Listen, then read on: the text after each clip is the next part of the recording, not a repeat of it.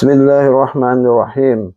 Alhamdulillahi hamdan katsiran tayyiban mubarakan fih, mubarakan alaihi kama yuhibbu rabbuna wa yarda. Wassalatu wassalamu ala rasulillahi sayyidil mursalin wa ala alihi wa ashabihi ajma'in. Allahumma arhamna rushdana wa isna min syarri anfusina wa hayyikum bi tahiyatil Islam. Assalamualaikum warahmatullahi wabarakatuh. Sahabat soleh dan solehah rahimakumullah. Rasulullah Shallallahu Alaihi Wasallam memerintahkan kita untuk berlaku baik kepada semua manusia, bergaul dengan mereka dengan sifat-sifat yang terpuji dan mulia, menolak keburukan dan memakmurkan kebaikan dan kebajikan, sebagaimana dalam sabdanya, Ittaqillah haitsu ma kunta watbihis sayyi'atal hasanah tamhuha wa khaliqin nasa bi khuluqin hasanin. Bertakwalah kepada Allah di mana saja engkau berada. Ikutilah kejelekan dengan kebaikan. Niscaya kebaikan itu akan menghapuskan kejelekan tersebut. Dan bergaulah dengan manusia dengan akhlak yang baik. Hadis riwayat Ahmad dan At-Tirmidzi. Dalam interaksi ini, kaum muslimin dilarang untuk berlaku sombong dan zalim, karena kedua sifat itu sangat tercela, mendatangkan kemudaratan dan kemungkaran. Sikap sombong sangat dilarang dalam agama Islam karena akan melahirkan perilaku yang buruk lainnya, yaitu tinggi hati, angkuh, dan meremehkan orang lain. Kesombongan mendorong seseorang menjadi jumawa dan gengsian karena melihat ke dalam dirinya saja dan menghargainya secara berlebihan. Akhirnya, ia menjadi orang yang takjub terhadap dirinya sendiri, tidak peduli terhadap orang lain, dan merasa berada di atas kebenaran. Rasulullah SAW bersabda, La yadkhulul jannata man kana fi qalbihi mithqalu dzarratin min kibr. Qala rajulun, innar rajula yuhibbu an yakuna thawbuhu hasana wa na'lahu hasanah. Qala inna allaha jamilun yuhibbul jamal. Al-kibru batarul haqqi wa ghamdun nasi. Tidak akan masuk surga seorang yang di dalam hatinya terdapat kesombongan sebesar biji sawi. Ada seseorang yang bertanya, bagaimana dengan orang yang suka memakai baju dan sandal yang bagus? Beliau Rasulullah SAW menjawab, sesungguhnya Allah itu indah dan menyukai keindahan. Kesombongan adalah menolak kebenaran dan meremehkan orang lain. Hadis riwayat Muslim. Sobat soleh dan solehah rahimakumullah.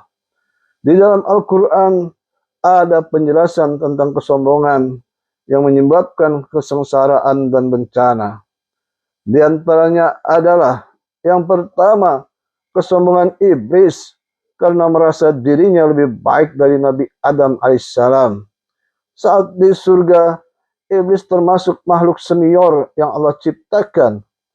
Menurut Ibnu Katsir dalam bukunya yang berjudul Al-Bidayah wan Nihayah, iblis sebelum dilaknat Allah Ta'ala hidup di dalam surga bersama-sama malaikat selama 80.000 tahun.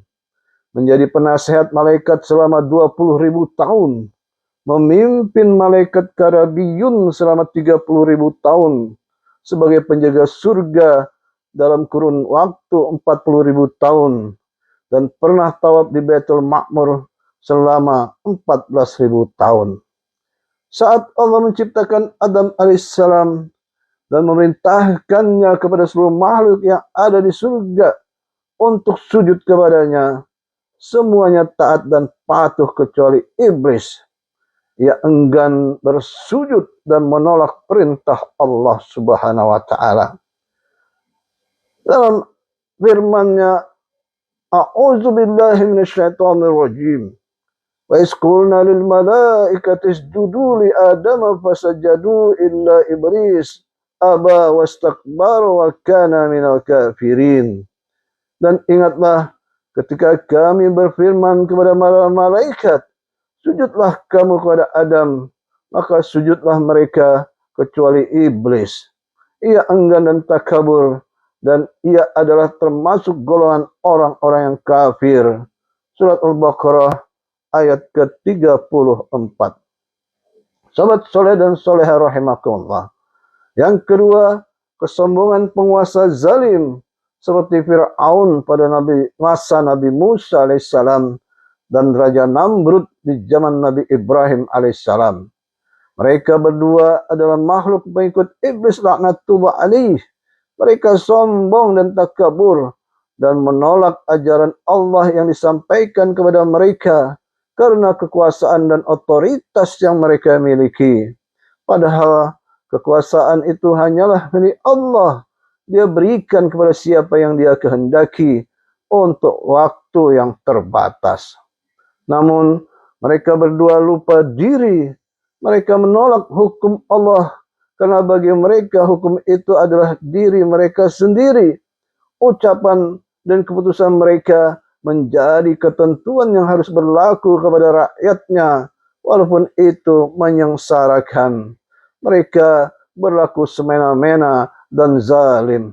Walhasil, ujung dari semua itu adalah menghantarkan mereka masuk jurang kebinasaan dalam keadaan hina dina, dan di akhirat mendapatkan azab yang pedih selama-lamanya. Firman Allah Ta'ala, A'udzu billahi minasyaitonir rajim. Innal ladzina kadzdzabu bi ayatina wastakbaru anha la tufattahu lahum abwabus sama' wa la yadkhuluna al-jannata hatta yalijal jamalu fi samil khiyat wa kadzalika najzil mujrimin.